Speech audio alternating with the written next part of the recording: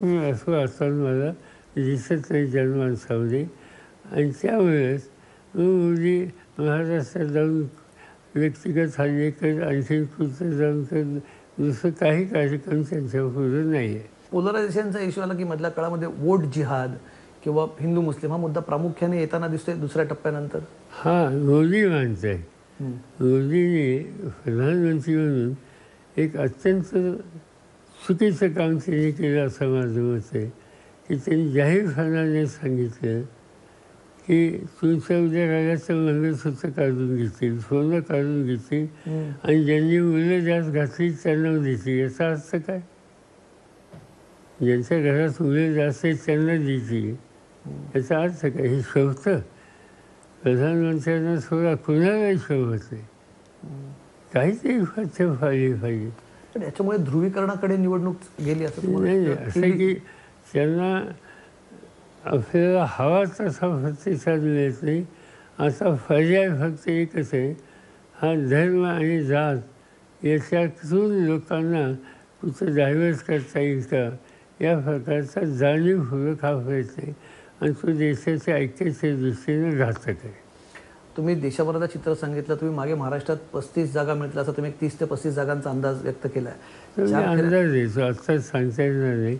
अजून मी हे सांगताना हे सांगितलं अजून मुंबईची निवडणूक व्हायची आहे, नाशिक वगैरे या साईडची निवडणूक व्हायची. त्यामुळे आत्ताच सांगणं योग्य नाही. कुणी कुणी 25 म्हणतं, कुणी 35 म्हणतं, 30-35 तर अनेक लोक सांगतात. कदाचित ते खरं असेल, पण आज मी सांगू शकत नाही. ऑथेंटिक हे माझं स्टेटमेंट आहे. पण जनरली तुमच्या 4 फेऱ्यांमधला त्यात काही महत्त्वाचे मतदारसंघ जिथे तुमचं माढा, बारामती वगैरे हे भाग आहे जिथे तुम्ही विशेष लक्ष दिलं होतं या भागांमध्ये. तिकडचा साधारण तुमचा काय अंदाज आहे या सगळ्या भागांमध्ये तुमचं? या सगळ्याच भागात मी लक्ष दिलं. यावेळेच्या निवडणुकीत मी पहिल्यांदा पाहिलं. कधी नव्हता एवढा पैसा वाचला. पैशाचं वाटप ही गोष्ट कधी आम्ही अशी ऐकली नव्हती. तक्रारी यायच्या नाही असं नाही, पण पुणे जिल्ह्यामध्ये बारामती लोकसभा मतदारसंघामध्ये रात्री 2 वाजता बँक उघडली आहे आणि त्या बँकेमध्ये 30-40 लोक आहेत. पैशाचे व्यवहार चालले आहेत. तिथे शेवटी पोलीस ॲक्शन घ्यायला लागली. तर बँकेचा कोण मॅनेजर त्यांना अटक केली गेली. हे तिथं कधी ऐकलं होतं? लोकसभांच्या निवडणुकात पैसा वाटप हा मुद्दा खरं तर गेले 3-4 दिवस खूप जास्त याच्याबद्दल चर्चा केली आहे. नगरच्या निवडणुकीच्या वेळेस किंवा बारामतीच्या वेळेस हा मुद्दा सगळीकडे या निवडणुकीत हा अँगल कधी महाराष्ट्रात तक्रारी यायच्या नाही असं नाही, पण सरसकट घरोघर जाऊन पैसे वाचतात हे कधी पाहिलं नव्हतं. किंवा आपल्याकडे असलेले संस्था, साखर कारखानदारी त्याचा संपूर्ण कर्मचारी वर्ग पहिल्यांदा घरोघर माहिती कलेक्ट करायला आणि नंतर वाटोफाल देतात. या तक्रारी कधी आल्या नव्हत्या, ते हल्ली येतात. हा बदल आहे. कशामुळे वाटतं तुम्हाला हा बदल कशामुळे वाटतं तुम्हाला? कारण आत्मविश्वास नाही आहे. अच्छा. हां, सत्ताधाऱ्यांना आत्मविश्वास नाही आहे. त्यामुळे आता हा पैसे वाचवायच्या पर्याय नाही, हा मार्ग स्वीकारला आहे.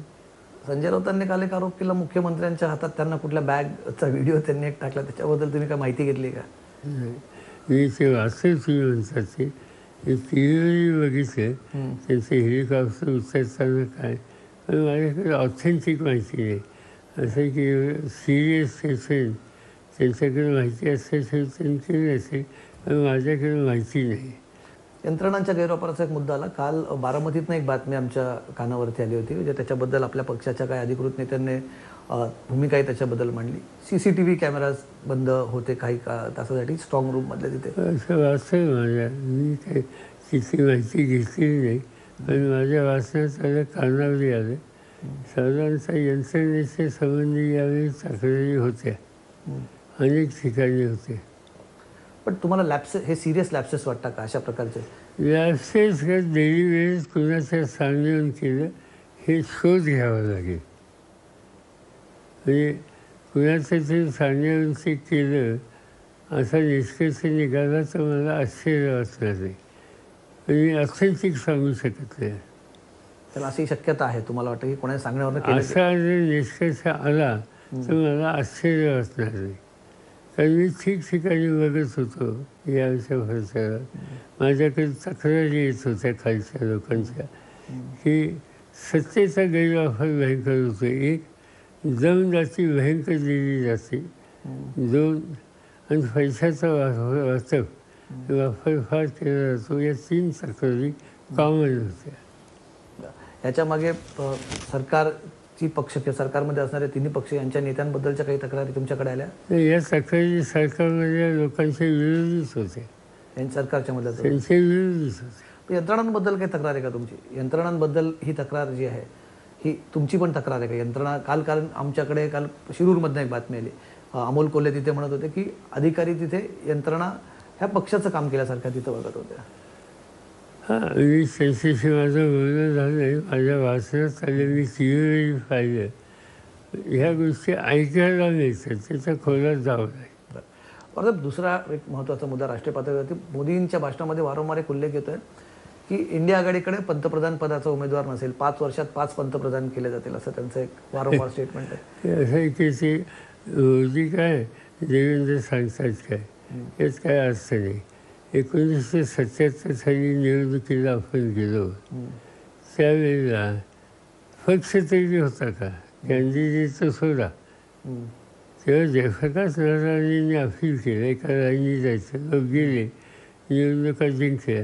निवडणुका जिंकल्याच्या नंतर पक्षाची स्थापना नंतर झाली आणि त्यानंतर मोरारजीभाईची निवड झाली. मोरारजीभाईंचं निवडणुकीमध्ये नावसुद्धा नव्हतं.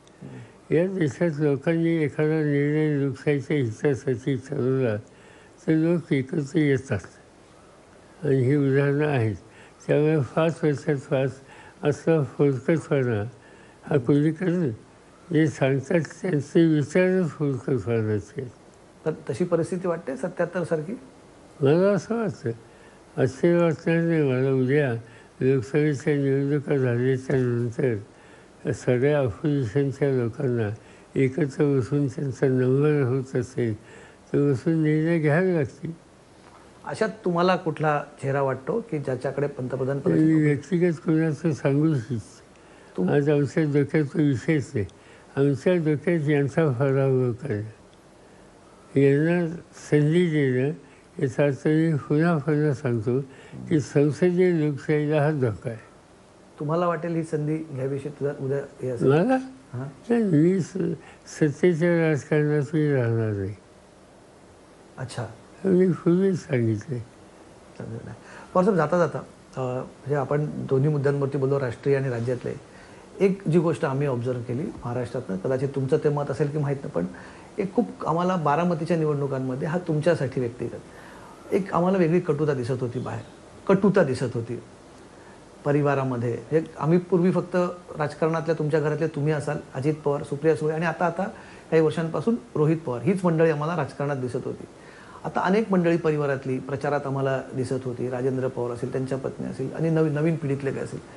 परिवारासाठी सुद्धा ही एक वेगळीच राजकीय. आमच्याकडच्या निवडणुका जेवढ्या झाल्या जिथं माझ्या कुटुंबाचा प्रश्न आला, मी असेल किंवा अजित पवार असेल किंवा रोहित पवार असेल, आमच्या कुटुंबातले सगळे लोक निवडणुकीच्या कामात मदत करायला बाहेर पडायचे. हे काही नवीन नाही. हे सगळं फक्त माझ्या निवडणुकीमध्ये माझे भाऊ किंवा पुतणे किंवा माझ्या सुना किंवा या दरवेळी बाहेर पडतात. आणि ते माझ्यासाठी पडले नाही, अजितच्या निवडणुकीतसुद्धा पडले. पण आमची एक पद्धत आहे की आम्ही सगळे एकमेकाला मदत करतो. यावेळी फरक एक झाला की आमच्या कुटुंबाचं 2 उमेदवार झाले. हा फरक आहे, त्याचा फरक दुसरा काही नाही. पण मग बऱ्याचदा आम्हाला वाकयुद्ध बघायला मिळायचं, एक स्टेटमेंट काउंटर स्टेटमेंट्स यायची. असं निवडणूक झाल्याच्यानंतर भूमिका मांडली एखादी मी तर त्याला उत्तर दुसऱ्या बाजूने आलं तर त्याच्यात मी काही तक्रार करायचं कारण नाही, तो अधिकार आहे. मुलगी सून हाही विषय खूप चर्चेत झाला तुमच्या त्या एका वाक्यात. एकूण सगळ्याच गोष्टीच्या संबंधी. पण आता झाले, निवडणुका संपल्या, आता असं म्हणायचं की आता परत सगळं परिवाराची घडी परत व्यवस्थित बसली असं म्हणू शकतो आपण. असं की राजकीय विचार जर